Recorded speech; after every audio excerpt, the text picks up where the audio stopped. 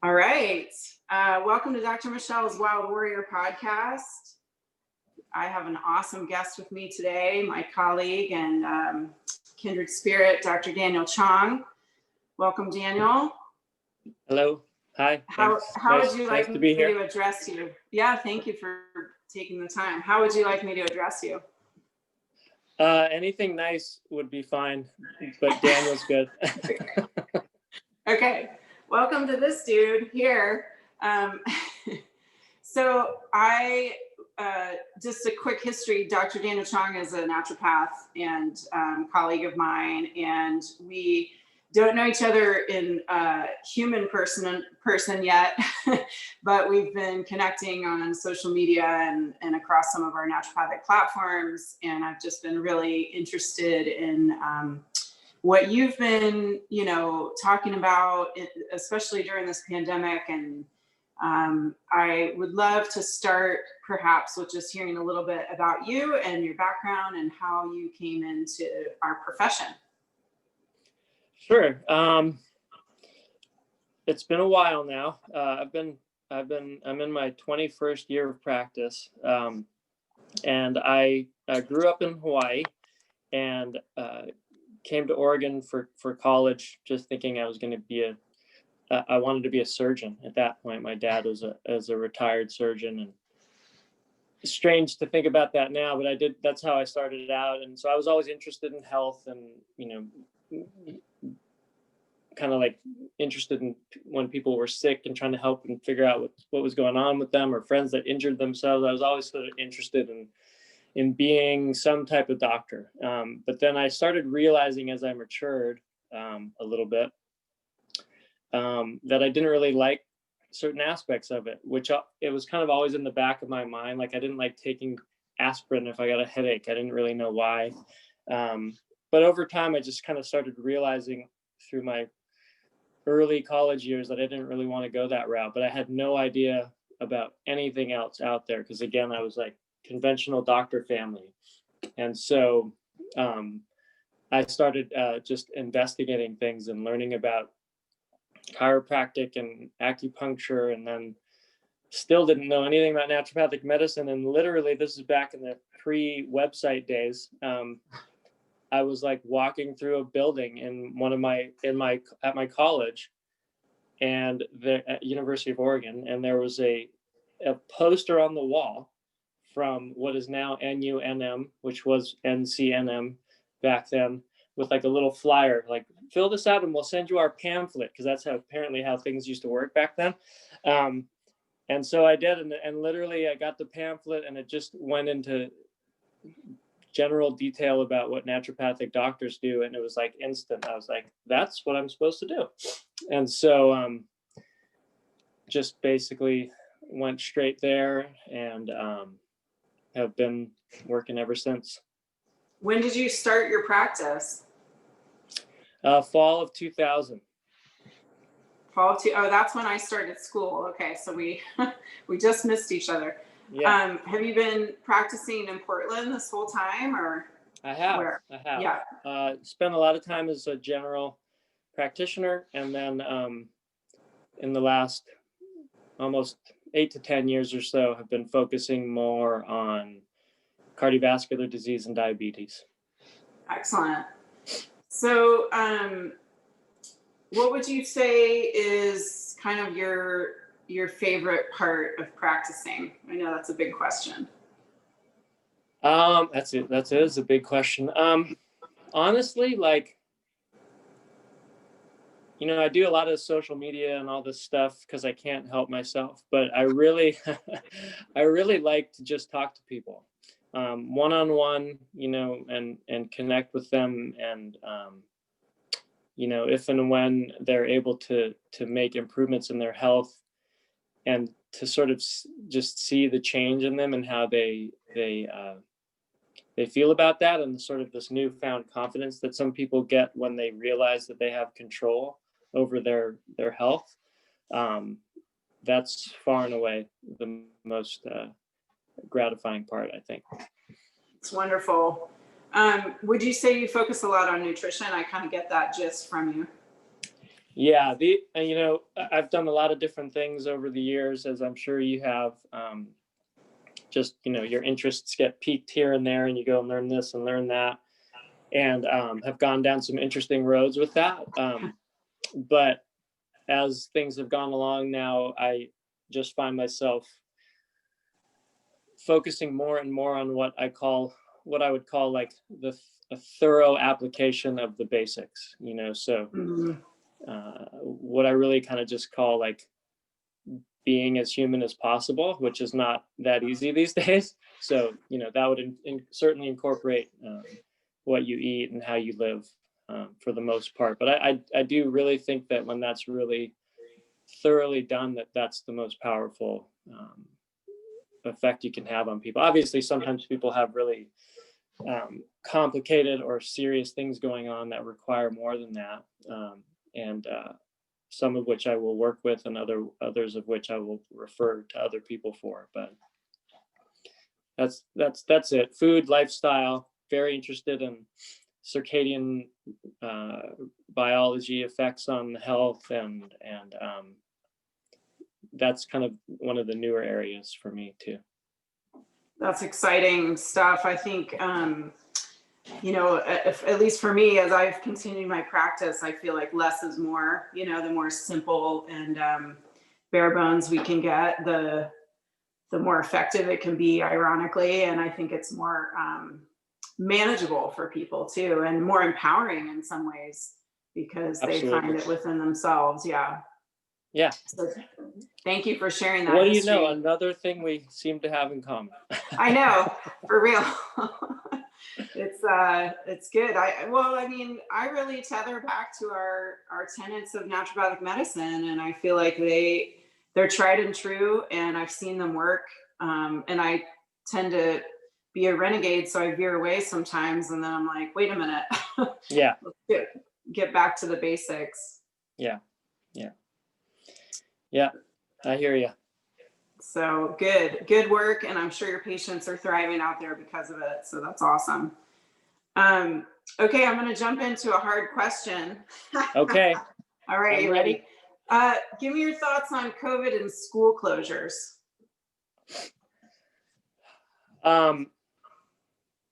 You know, I will say that obviously, at the beginning of all this, with the modeling that was done and the predictions that were made, I think all of the changes and policies and things that were put in place, including school-related things, were warranted, because we didn't really know how bad this was, and it looked like super scary, and like it could be the worst disaster ever. And so I totally was in line with whatever we needed to do. You know, initially, I know you heard 2 weeks to flatten the curve type of thing made perfect sense. But obviously that was 10 months ago now. And Right. At least in Oregon, my kids are still not in school. And as I've learned and seen the research that's been done around the world in places where kids did go to school, and everything that came out of that, it's become already for me very hard to justify still keeping them out of school. And then that's not even factoring in the clearly negative impacts that we're having on the children themselves. So it's like, I don't think it's justified in terms of keeping the community safer by doing that. And I don't think, now that we know how negatively it's affecting children, that it would be worth it almost anyways. Mm-hmm. Yeah, I mean, I obviously agree, and I think the data is really backing all of that up these days too. And yeah, it seems one other thing, sorry, I would also say, like, I don't ever want to discount the concern that teachers have for their health, and the risk level that they would take if and when they go back into school. And so that was also hard for me initially, because I wasn't sure about that. But even that now, as I understand it, the research is quite clear there as well. Like there's no, you could say in general, it's not quite this exact, but you could say in general, it's no, different than that person going anywhere else in the community in terms of risk that they take on. And in some cases, it's probably less risky than, because you can be still so much more in control of safety measures and things like that in the classroom than you could out in the public.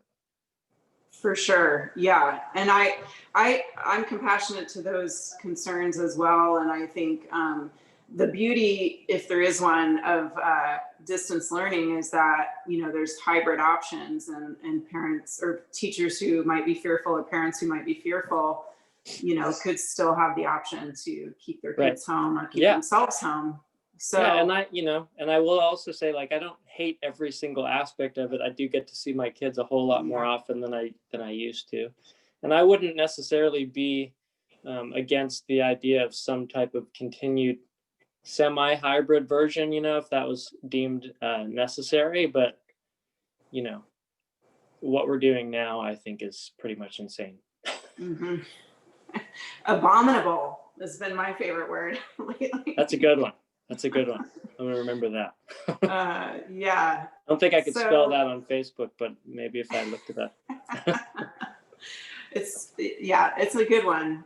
I've been using it a lot lately. It seems to apply to a lot of different things. Yeah. And on that note, you and I have talked a little bit about this, but just, I feel like one of the things that's been very disheartening in this whole process is watching the therapies and the options that are available that can really help people be suppressed and or discredited.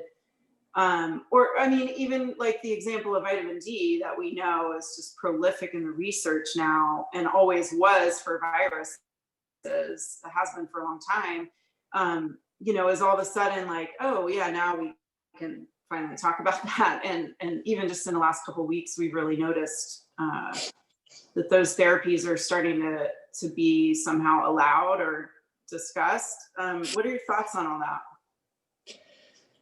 Yeah, it's funny. Just last night, I had briefly mentioned to you, I was having a nice cordial discussion with another naturopath on Facebook about a post I had done of, raising concerns about the vaccine, and which I'm sure we'll get into more directly soon. And, as is not unusual, it felt like they kind of read what I wrote but thought what they thought I was saying, and essentially accused me of saying, poo-pooing that idea and not having any other solutions. And yet my response was, well, you must not read my page very often, because I talk about potential, I don't like to say alternatives, because you can't really have an alternative to a vaccine, because they're obviously very unique in what they can potentially do. But in terms of additional solutions out there that might theoretically make a vaccine less necessary, there's countless ones, and I like I said, I post about those all the time. So it's astounding to me, and we're not talking like wacky naturopathic ideas that nobody else would pay attention to anyways. These are like well-researched options that have been available for months now, and you now have doctors out there who are on the front lines of treating COVID, literally like almost shouting from the rooftops about using these treatments that they've found are effective, at least in some cases. And yet you hear nothing of the average person in public who just scans headlines, hears nothing about these things. All they get is the same old message, like wear your masks until the vaccines are out. And I think most people would be shocked if they found out what degree of efficacy is out there for some of these things. And I, the most sort of I don't know what you'd call it, controversial way of thinking about it is like, I think thousands of people may have died as a result of a lack of allowance of these things out in the community to be, brought to the attention of prescribing doctors and that type of thing. And just, I think you probably were alluding to a couple of days ago, the American Medical Association just sort of quietly came out in November with just as an example, with a letter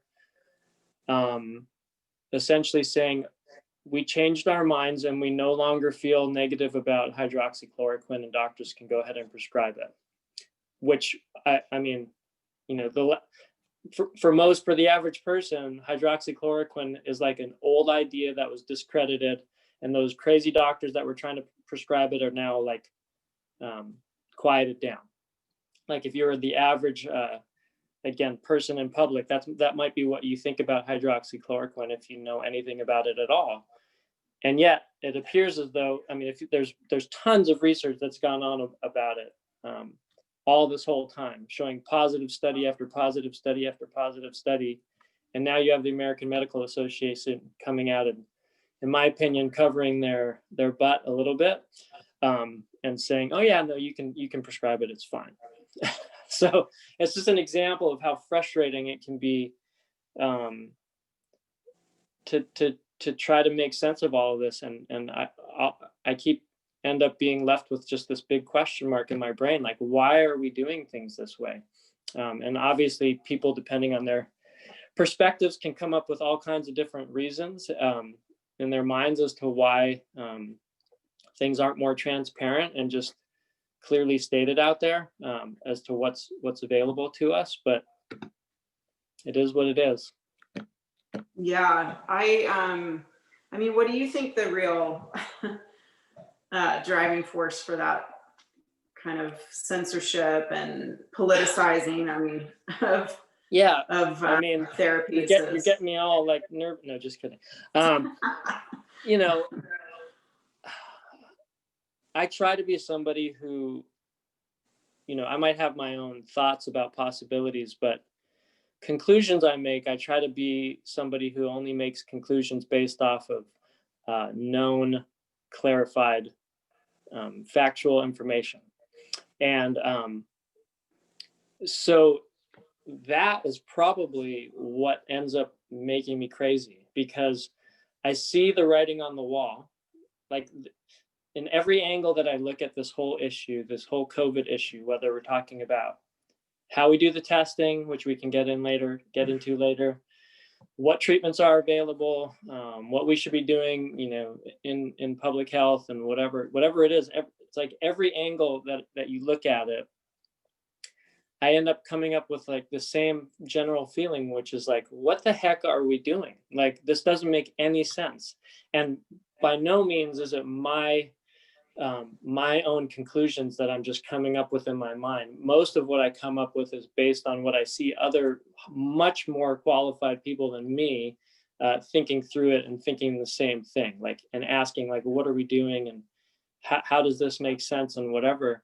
And so I think that the one undeniable thing is that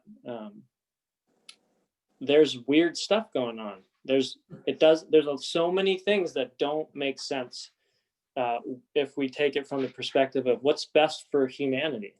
And so while there's many, potential explanations, I think it's inarguable that we're not doing the right things. And so my personal opinion and my sort of conservative view on it is, in all likelihood, most of it boils down to the same issue, which is issues of power and greed. And, in all likelihood, there are a number of potential industries or groups, or whatever you want to call it, of people who are looking for ways to gain more control, more power, and more money, and have had, ideas and plans built up along the way in terms of how they're going to, make more money, get all of these things more. And that potentially this whole COVID pandemic created for them a very obvious and quicker way of getting to some of their goals, whether we're talking about the pharmaceutical industry or whatever. And so it was kind of like a, I don't like to go down the roads of like a planned thing, but it was like, if this happens, then we know we can do these things and do them pretty well. And so, the least conspiratorial side of me would say, I think it was just a almost like a perfect storm for a number of different angles of influence out there that then have taken advantage of this. And I think that would be the best way to explain why there might not be more of a push to change some of the things that we're clearly doing wrong. Mm-hmm. And I think the most classic, most recent example would be involve a new term I learned the other day, which is the COVID testing industrial complex. Yes. And I just read this fascinating article by this independent journalist who's been researching the amount of money being made on PCR tests around the country. And it's astounding. So like Quest Labs is an example, not to call out any particular company, but they're one of the biggest labs in the country. They're probably running close to, at least a quarter, if not half the tests, the PCR tests being done in the country. Their revenues in 2020 are 43% higher than they were the prior year. So there's tons of money being made. And so, I don't know if you want to segue into testing, but that is an issue that's like, yes, perfectly explained. It would perfectly explain why nobody's going like, well, maybe we should change this because there's billions of dollars being made. So it's the same thing as you see all over the place. It's the same reason why, triple bacon cheeseburgers are still being sold. There's tons of money, so that's, I guess, I don't know if that's answers your original question or not, but I mean, definitely, I think it's a sorted answer. So I knew that it was a heavy question. But yeah, let's naturally segue here into the PCR testing and what we're seeing out of that. And just to reiterate that I definitely agree with what you were saying about this kind of being an opportunistic situation. And I read that book called The Shock Doctrine. Naomi, and I can't remember her last name right now. She's a journalist, and it was written in 2007, and the big theme is what she calls disaster corporatism. And I definitely feel like we've seen that. It's opportunistic. Was it planned? I don't, I'm not going to go down that rabbit hole at all.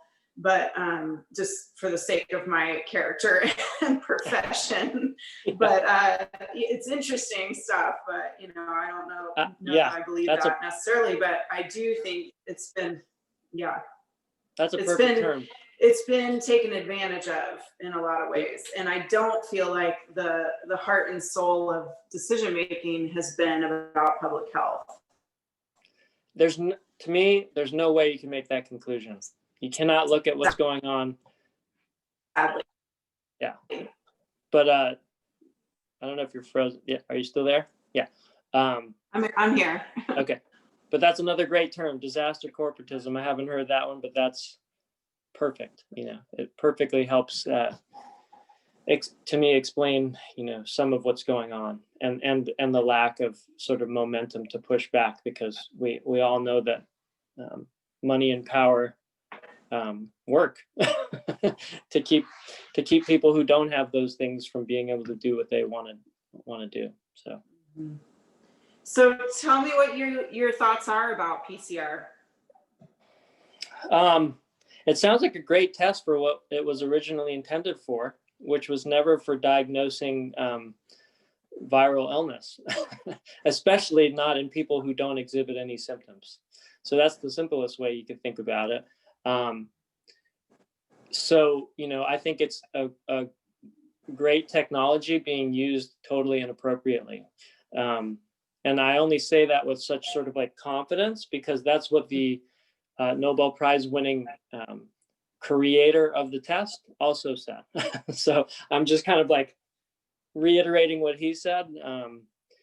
He's passed away now, but unfortunately, because it would be sure interesting to hear his opinions on how it's being used out there right now. But you know, the simplest way to think about it is, I think it's, especially the way it's being used, which we can get into in terms of cycle threshold and all that. It's overly sensitive, and so it's identifying too many people. And you know, you could make the argument that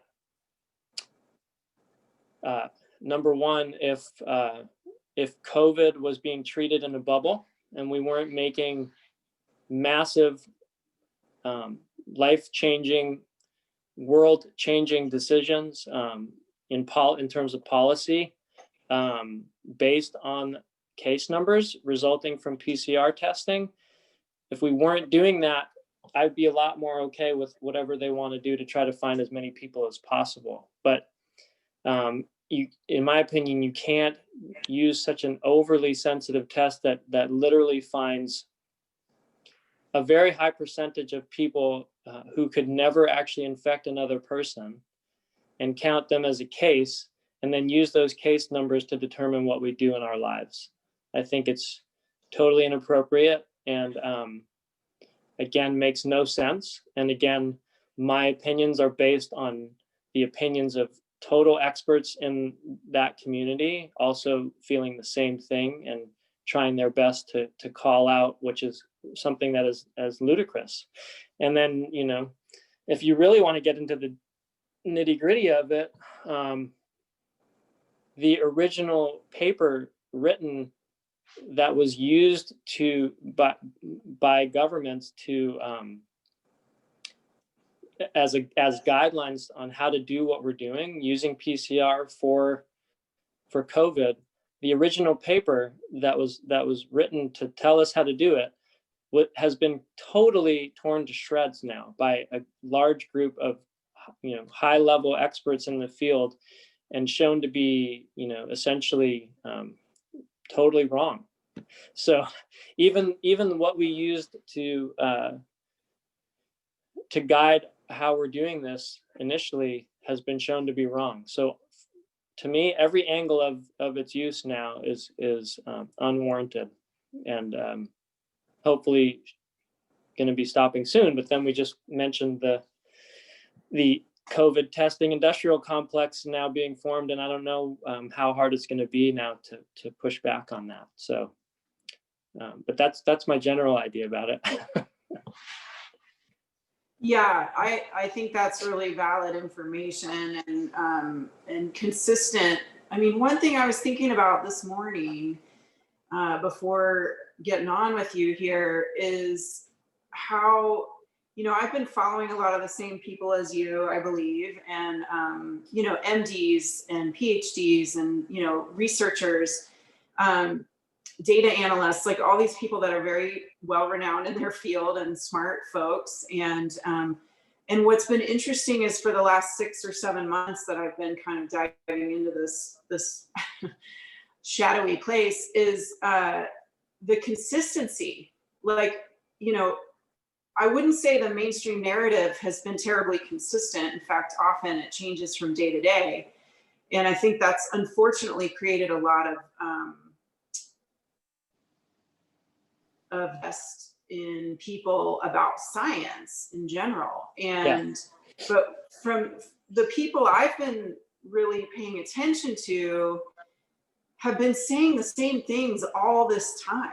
You know, nothing is really changing as far as like their messaging about PCR testing and cycle thresholds and public policy about lockdowns. I mean, early data came out, you know, in the beginning, April, from China. And anyway, so I just find that really telling. And like you said, there's this force behind things that feels very daunting to even try and come up against. Yeah. will you talk for a minute about cycle thresholds? Because I know, people are getting a little information about that, but I think a lot of folks don't quite understand it. Yeah, I mean, I'll do my excuse me, I'll do my best. I've also now, gone from knowing absolutely zero about this a few 7-8 months ago to now thinking I have a decent understanding of it. But as I understand it, you get a PCR test, you go and you get your nose swabbed, right? Or swab is a nice way to put it. Jammed with a cotton applicator, and they're collecting viral material potentially, that then gets inputted into this machine that essentially amplifies the what you're seeing. So you get fragments potentially, or entire whole viruses or whatever it is that you get from a person, and then the machine helps you identify what it is. This is a simple way to think about it. And as it's doing that, it's cycling through more and more amplification processes so that you can get a better and better look at it, so to speak. And so as you might imagine, the lower the amount of material that you're getting from somebody, so the fewer fragments there are, the smaller the fragments, etc., the more amplification cycles you're going to have to go through to see what it is. And so the cycle threshold is that number of amplification cycles that you go through to be able to see what it is. And the number related to that any one person gets on their test or has done on their test is reflective of how many times they had to amplify it in order to be able to see, aha, that's what it is. And so the interesting thing and the most relevant thing is that research is quite clear that when you have a low cycle threshold or a low number of amplification cycles, you're seeing somebody who has a lot of material in their nasal passage, a lot of viral material in their nasal passages, which would always equate to being more infectious.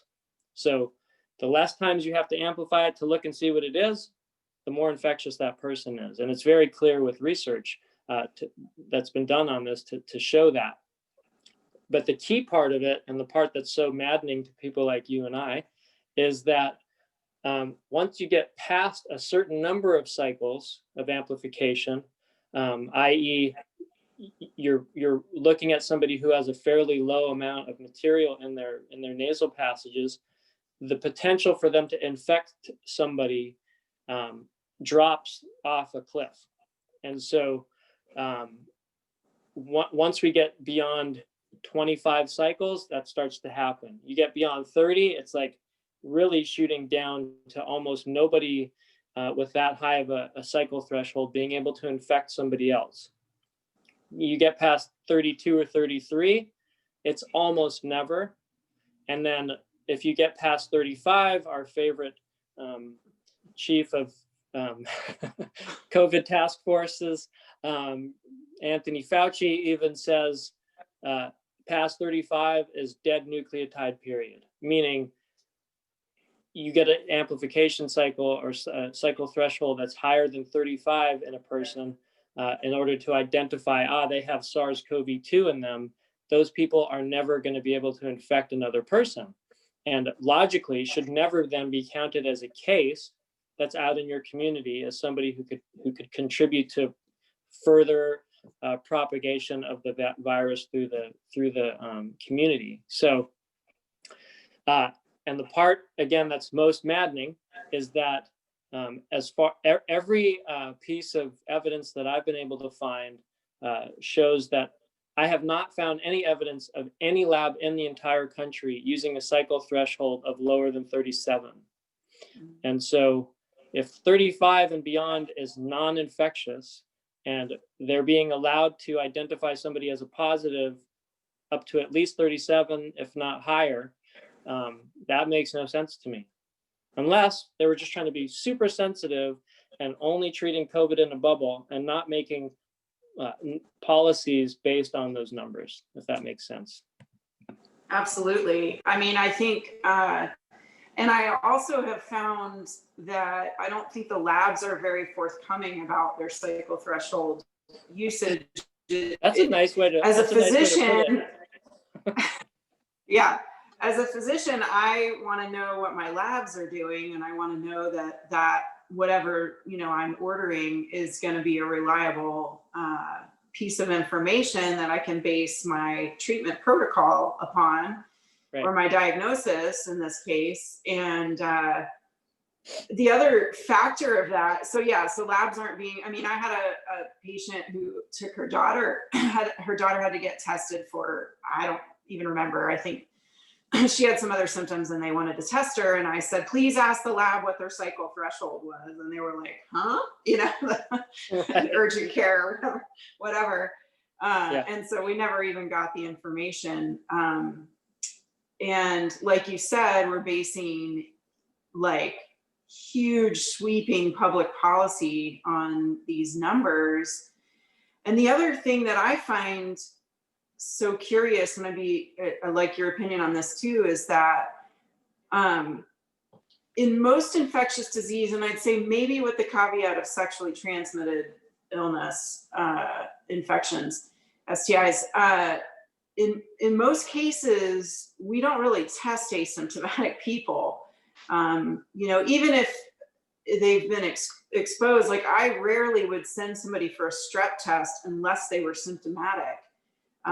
Even if their dad had it or whatever, it'd be really unlikely for me to send them for that test unless they had some sort of symptom. Right. So there's a couple of ways that I would think about it. The simplest way would be like, think back to all the flus you've ever had in your whole life. Have you ever been tested to see if you have the flu? No. So even when you had the flu, you weren't tested. And you certainly don't know anybody out there who was ever tested to see if they have the flu when they don't have the symptoms of the flu. That being said, so that's like the most sort of like, that's weird type of perspective on it. But when you do think about it from like the pandemic public health perspective, at the beginning of something where you're trying to figure out how spread it is in the environment or in the community, and get ahead of it, so to speak, and maybe quarantine people that are sick, et cetera, or potentially going to be sick soon, it would make theoretical sense to test some asymptomatic people as you're trying to just get as broad an understanding of how many people out there are either infectious or potentially infectious, which I'm fine with, except for the idea that then those numbers were taken and used to make these huge policy changes like you've already mentioned, and literally ruin people's lives and cause people to kill themselves and all of these other horrible things that we know about. That's where, to me, the problem, one angle of the problem comes with using testing the way that we're doing it.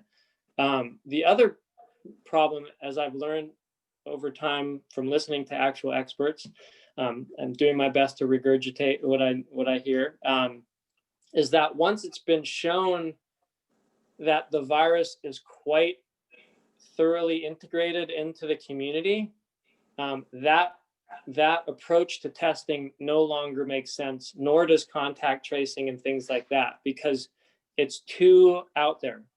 And this is, again, this is as I understand it, fairly well understood public health epidemiological approaches. You only start to really look and get that aggressive with looking and tracing and all of that if it's early on and there's still a possibility of stopping the spread before it gets to everybody else. But all you have to do is look at the news to know it's everywhere.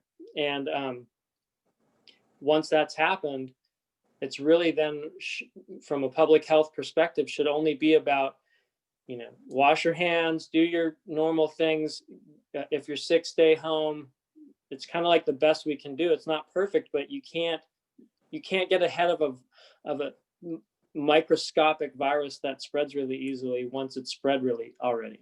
So there's just, again, so many things that don't make sense about what we're still doing with it. And again, you can go down rabbit holes with that and try to figure out why and all that, but the writing's on the wall. I mean, it doesn't make sense.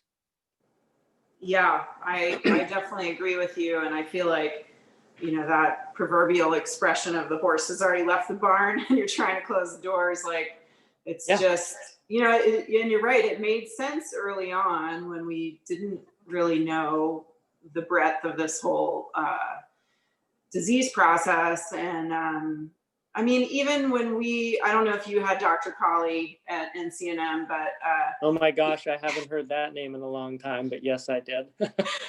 my favorite, I'll have to just reference this because you'll just appreciate it and maybe other people will too. But I remember our first day of class and he had a he had a slide of genital warts on the screen for the whole class, like the full hour. Didn't mention it once. I have a vague memory of that. I think I tried to repress it, but it's still there. Yeah, sorry to stir that one up. But basically, like, that was his kind of shock factor there.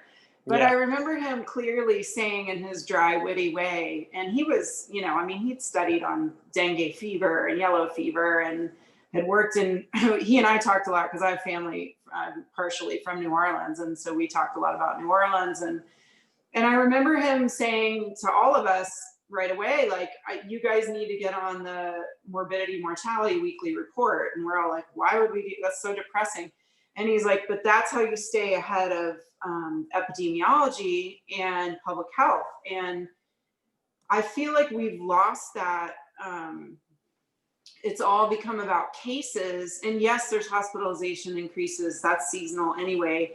But we're not looking at the morbidity and mortality in a true way. Well, right. One, because the PCR test is innately an issue, but also, when you look at morbidity and mortality, you also have to look and take into account the public policy factors that are affecting those things also.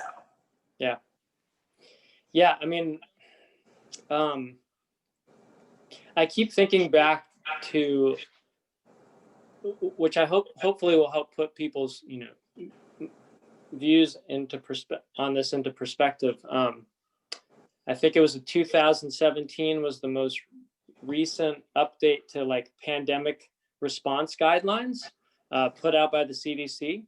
It was either CDC or WHO, I can't remember now.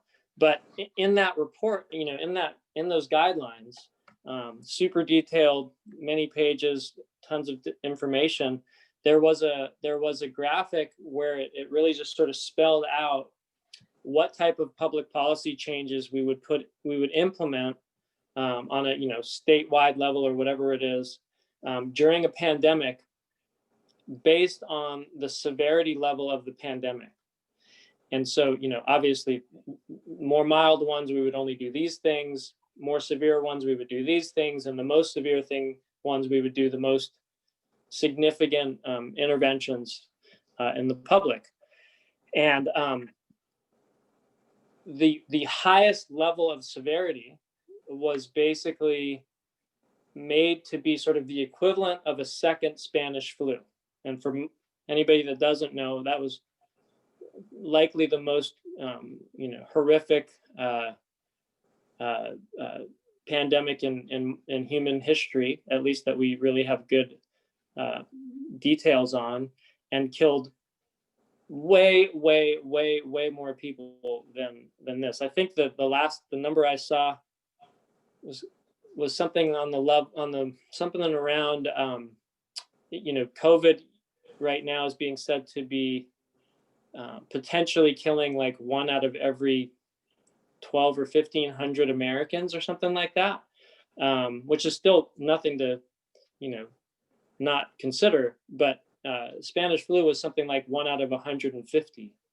So I mean, it's massively different in terms of severity. And yet in the guidelines, the policies suggested for another one of those were less strict and severe than what we're doing for COVID.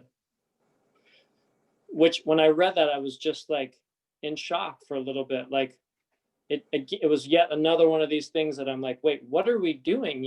If what was ever suggested was never supposed to be what we're doing now, for something way more severe than what's going on now, I don't understand why we're doing what we're doing. And, I always want to make sure and point out, obviously, neither you nor I are trying to be, are purposefully being insensitive to the true, harm that has happened from COVID and the people that have died and that type of thing. But I keep going back to this idea that we can't just keep looking at it in a bubble, because there's infinitely more harm being done via our response to COVID than via COVID itself. And so it's already too late in terms of this idea of like, if we don't start paying attention to things now and making some changes, we're going to have some lasting effects. That's already for sure happening. Lives have been changed forever. And if you go around the world and look at how many more people are starving to death this year than normal, which is already horrific, it's like not even a comparison. And so it just goes back to the same idea of like, how are we justifying what we're doing in light of what we know now? Yeah, absolutely. And that's just, that's what weighs so heavy on my heart too, on a daily basis is, my life is amazing and I have kids that are resilient and handling everything well. And I feel very fortunate in that, but there's millions of people that are just being destroyed. And then obviously, what we're doing to kids. I have a colleague who sees infants often, and she's like, Michelle, stranger danger is happening at like 2 months old right now because they're not used to seeing people, or they're only seeing people in masks. And she's seeing that kind of consistently. I like Ivor Cummins' kind of invisible blood on our hands kind of expression. And I think I've been saying it more like this, like future blood on our hands already. And that part to me is like, it's just unthinkable. And in any situation, even if you had, let's say, just a corporation that was kind of trying to revamp their protocols or whatever, they would ask all the different experts in their field to weigh in. Yep. And I feel like it's been so myopic in this situation where, like you said before, there's so much power and greed kind of pushing this agenda, and the train is freaking on the tracks going 5,000 miles an hour, and nobody's able to change that. And that's what's so disheartening to me, because people have died from this. People always die. Like, that's just the nature of being alive. And I don't want to be insensitive to that by any means, but I think we're counting COVID deaths as like this, more valuable thing than all the other devastating ways that people are dying from this situation. So that's heavy. And the only other thing I would try to add to that is, if we lump everything into this umbrella term of like our response to COVID, so all the things we've done to try to, the lockdowns and all of those things, it's also now been clearly shown, especially in the realm of lockdowns, that they don't even work anyways. So you can't even go back to say, well, at least we're saving more lives than we would have if we didn't lock down, even though the lockdowns are causing all of this other fallout and horrible, destruction in their wake. We can't even look to any real good information to prove that they're even doing any good anyways. And in some cases, you find at least observational data showing that they might be worse than not locking down in terms of actual COVID deaths. So it's like, to me, it's like one of the biggest examples of just like, wait, what are we doing, at this point? And so it's unfathomable, but it just keeps on going, like you said, like a freight train.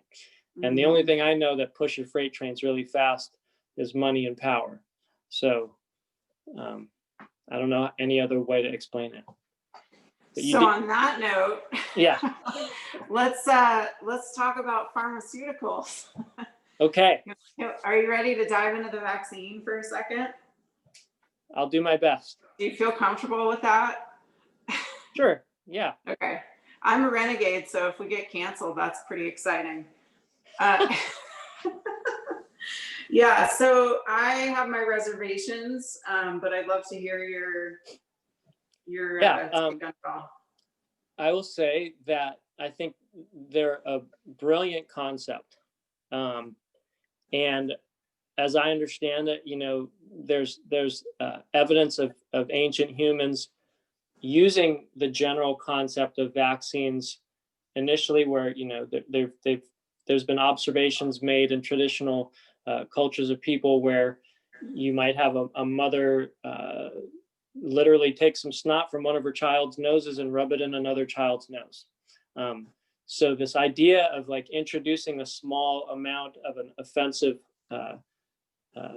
infectious organism into a healthy person to mount an immune response is not new, and is sort of like, you could say, it's kind of like ingrained wisdom in our bodies or minds or whatever. And yet, so the concept is brilliant. The thing I have an issue with is the lack of safety testing and also proof of efficacy. Once you come up with a brilliant idea, you still have to show it works, and you have to show that it's not harmful. And at least before COVID and before the COVID vaccine, my understanding, and this is not an area I would ever consider myself an expert in, but my understanding is that the data proving the safety of all of the vaccines on children's vaccine schedules is pretty lacking in truly definitive safety trials and things like that, where things were tested against true placebos like saline or whatever it is, versus like strange placebos like another vaccine or the vaccine additives and things like that. So my hesitancy, I would never consider myself anti-vaccine, because that would mean I would be against the idea of them, and I'm not.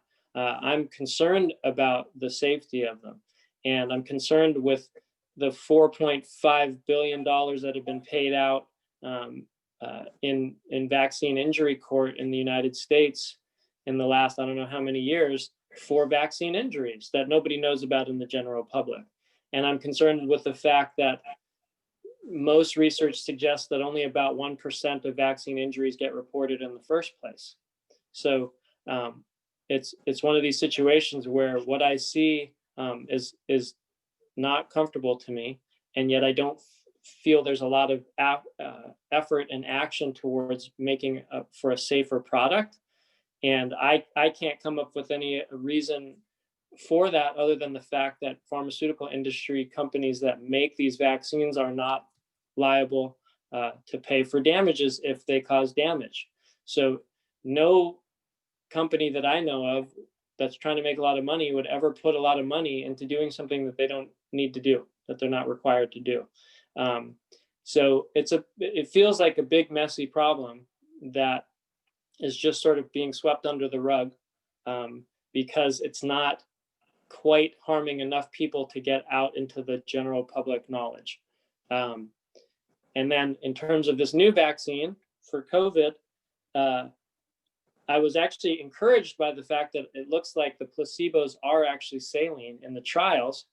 But then I was discouraged by the fact that we rolled them out before the trials were done. And so, I'm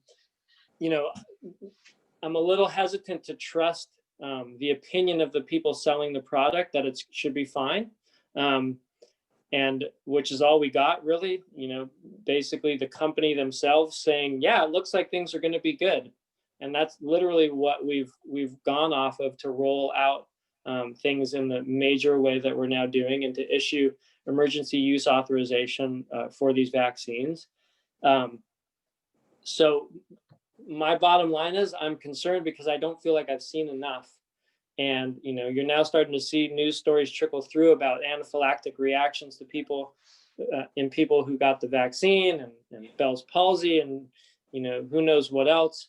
There's all kinds of things to go into beyond that. But that's my general feeling, is just like, if our goal is to vaccinate like literally 100 million people within the first 100 days of the Biden presidency, which is his stated goal.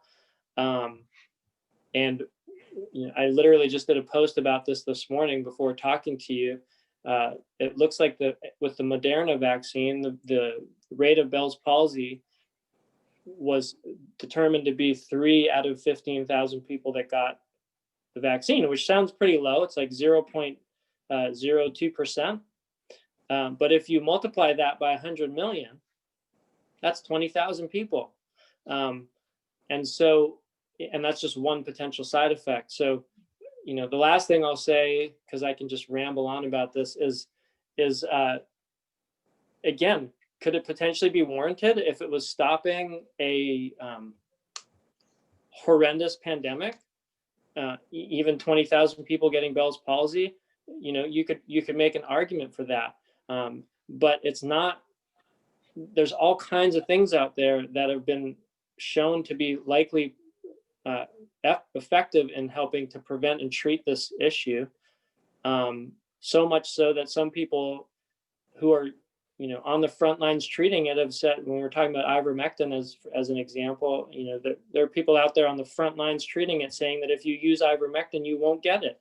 And so if there's people out there that are able to say that via experience, I don't know how we can still justify just this head down approach of just like, I'm not paying attention, or just keep giving it to more and more people when we haven't even really truly shown that it's totally safe. We're using a technology that's never been, implemented in this way before.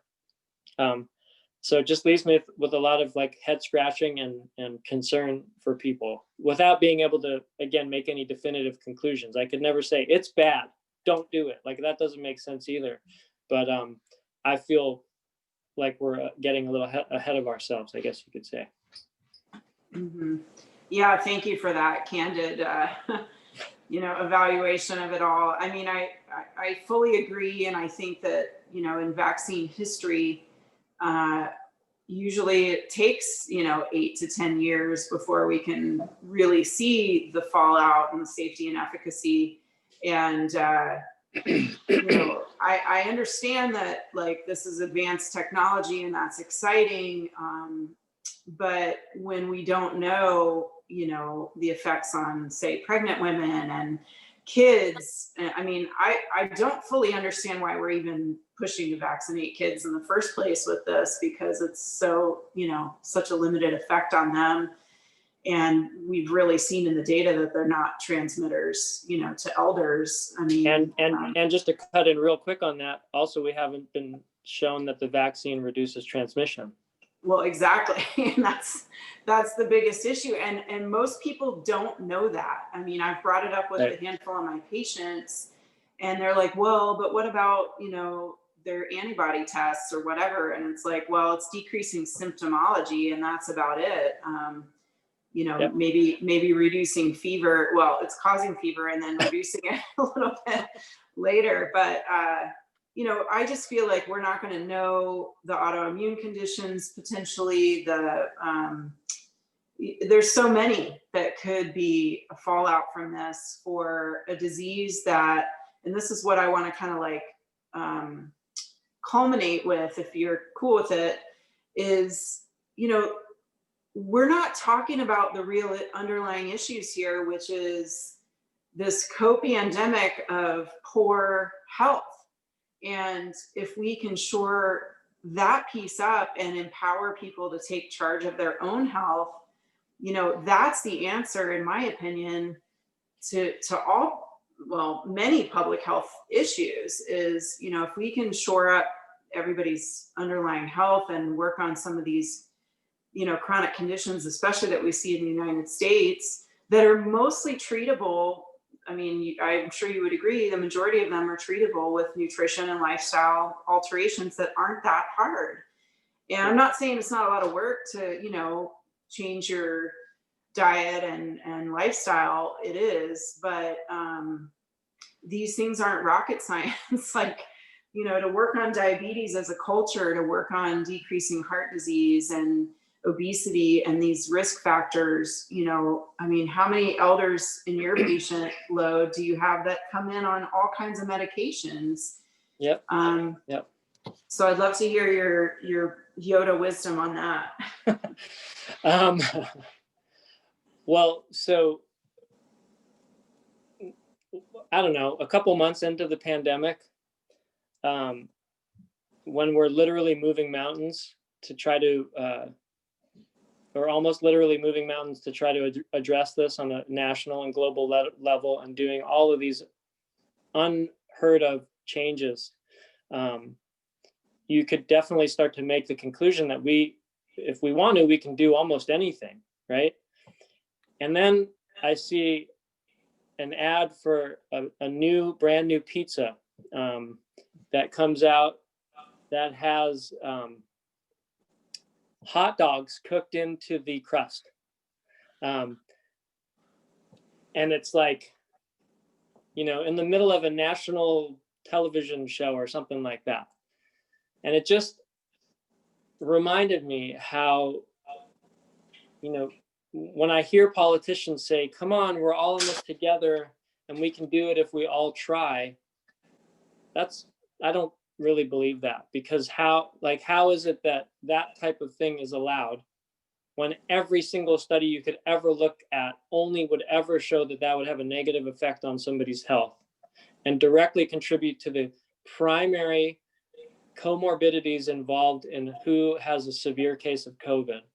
And yet those are just out there like always. People are walking home with big gulps this big from, you know, the local convenience store with soda, and not being told a thing about any of that aspect of all of this in terms, and the most tragic part is there's obviously some rare, unusual situations where apparently healthy people get COVID and have a hard time with it or possibly even die.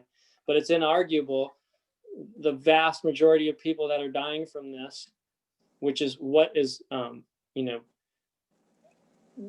causing us to do all the things that we're doing. The vast majority of people that are dying are people that have severe health conditions, like you just talked about, that are almost universally preventable if it was done really thoroughly. So it's yet another thing that makes no sense. Another thing that makes no sense to me is that sales of cigarettes have gone up during the pandemic. Those are breathed into our lungs, and the lungs are like the problem, you know, with COVID more than anything, or at least a major part of it. Again, how does that show that we're really trying as hard as we could, or that we're really in this all together? It's kind of more like with an asterisk, as long as it doesn't piss off anybody that gives us a lot of money. You know, that's a blunt way of putting it. And, you know, I think it's also super important to mention the fact that just giving information about how to be healthy is not enough, because there's a large portion of our population of people who, you know, they could have information coming out of their ears and they have no opportunity to act on it because their lives are so crappy and they have no way of getting and accessing a lot of these health promoting things. So, you know, we had a golden opportunity during this to really revamp how we approach things with our population in terms of truly trying to get them healthy. And it wasn't even like we tried. Like any effort in that regard was not even a blip on the radar.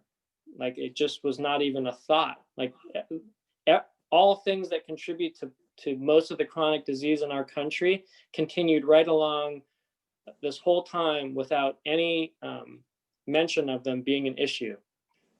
Maybe the mention was more like, don't talk about that because you don't want to shame that person. Which is, you know, I get it, but it's like, if we're trying to save people's lives, maybe we should. So that's, you know, that's how I look at that whole side of things. And, you know, as just personally, it's the thing that it's going to take a lot of change for me to start trusting in the powers that be in their true motivations if nothing that they're doing is really addressing the core of the issue. So, and yet, they are still trying to give us something that could harm us, like literally in almost as a replacement for that, which makes no sense from either of our naturopathic brains. Mhm. For sure. All right. So what brings you hope?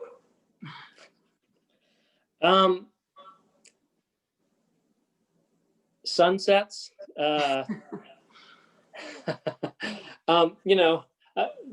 would say what brings me hope on a real practical level is people like you who I've come in contact with during all of this, that I've met so many people that are out there thinking similar thoughts and making similar efforts to try to make this better. And so I always trust in sort of like the wisdom and fighting spirit of humanity to like right the wrong, and light winning out over dark, so to speak. So all you got to do is go on Twitter and follow the right people, and you see people are out there doing everything they can. And I don't for a second think that it's not super frustrating and disheartening to see all that effort and then see examples and evidence that it doesn't yet look like it's working that well. But it's baby steps. And so I do feel a momentum towards awareness around some of the issues we talked about building amongst people that it never would have been in and around before. So it's almost like COVID is like peeling off a Band-Aid to look at a wound that's still there and not healed. That we all need to know about in order to get it really healed for good this time. So that gives me hope. And then the other thing that gives me hope is just knowing that this is all fine anyways, and that's what I meant by the sunset. Like, it's all perfect anyways. It just is what it is. And this planet is going to keep going on regardless of us. And all the beauty on it is still going to be there every day. And so I don't know if that gives me hope, but it still just makes me smile, so not always as easy as I could before all this, but it still happens. That's beautiful. Thank you. Yes, I think that just staying present and being in nature and, just seeing the beauty in other human beings is really the hopeful part of it all. And I think there's this, like you said, there's kind of this momentum of community coming up and doing things in a different way that are more supportive of us as human beings and of our livelihood and our lives and connection and oxytocin and all the things that that make us social beings. So that's good. I appreciate that so much. And I totally agree. And I think we can, I know you and I have kind of alluded to this to each other, but like, it's easy to get bogged down in all the data and like the darkness. But I saw a sign the other day that said, without darkness, you can't see the stars. And I think that's really what's starting to happen. And that gives me like real excitement for the future and for the current situation even. So we're in a cool profession, and I think we have a lot of like, really awesome things to offer people, of course, and tried and true wisdom. And so it's exciting to kind of, just feel that kind of connection between all of us as colleagues, or many of us thinking similar things and sharing information and all of that. So that's been awesome too. So, well, thanks for sharing your wisdom. How can people find you, Dr. Daniel Chong? Professionally, I have a website, just drdanielchong.com, for my practice. And I do work now with people in Oregon and California. I have licenses in both places, and via telemedicine for the things we talked about. And then, anybody's welcome to search for me on Facebook. I've sort of just put down any barriers that I might have had before about, being Facebook friends with people, because, I'm not the one who tends to like post about what I ate for breakfast and personal things anyways. And so I'm just trying to share information that I find, and happy to connect with people in that way. And I'll just sort of keep doing my best to be upfront and honest and thorough, and not overstate things, and just come from facts and data and that type of thing, with maybe a little of my own personal opinion thrown in here and there. But those would probably be the two main ways. Perfect. Great. Well, thank you so much for your time and insight, and just your spirit and your heart. It's very needed out there in the world. And so, together we can all kind of move forward as a species and choose a different path. So yeah, I'm hoping that that's how it goes, and we move forward. And I totally appreciate getting to talk to you, because I was looking forward to it, because I like everything I've learned about you, and looking forward to more interactions. And sometime down the road, like a direct hug would be nice. I know, that would be great. For sure. Well, because my favorite pastime is coming up to live shows in Portland. So as soon as that's available to me again, I'll be there. I'm gonna send you the link to my son's band. Maybe I think you might like it, from the little I've heard about you. Awesome. Cool. Please do. All right. Well, it was such a pleasure to meet you in virtual time, and thank you for your time and your wisdom and expertise and awesomeness. And until next time. My pleasure. Happy to do it again anytime. Okay. Thanks. Bye.